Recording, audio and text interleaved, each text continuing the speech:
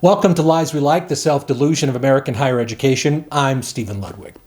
Most people think what drives university and college behavior is limited to factors within or what impacts directly them in higher education, that somehow they're immune to outside influences.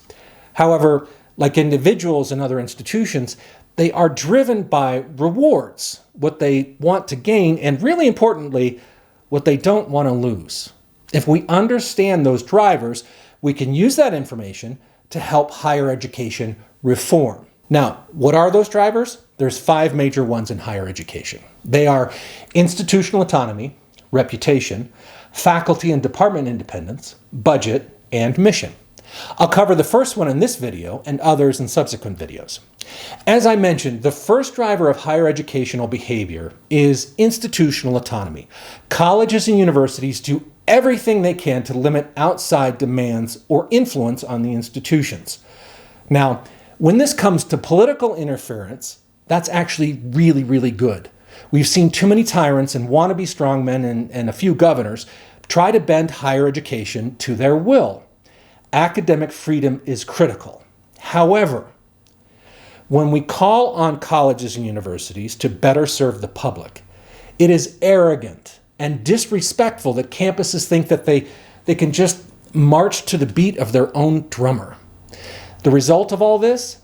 Millions of dollars and thousands of hours in lost time are lost every year in every state.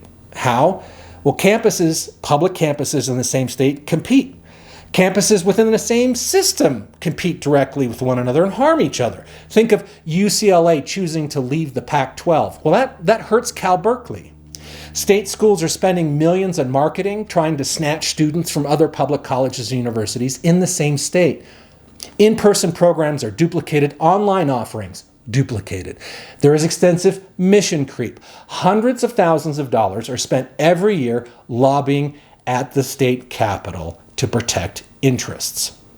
Rather than collaborate, find out where there could be synergies and more ways to build something together, they viciously compete.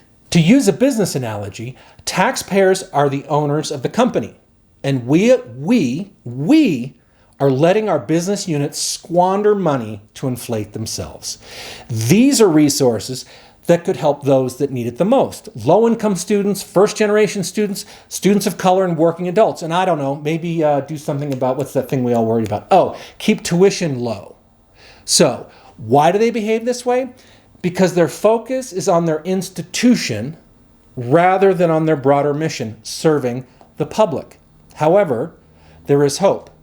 Now, let's be clear, legislative fixes, especially in this political climate, would be similar to taking a hammer to fix a broken glass.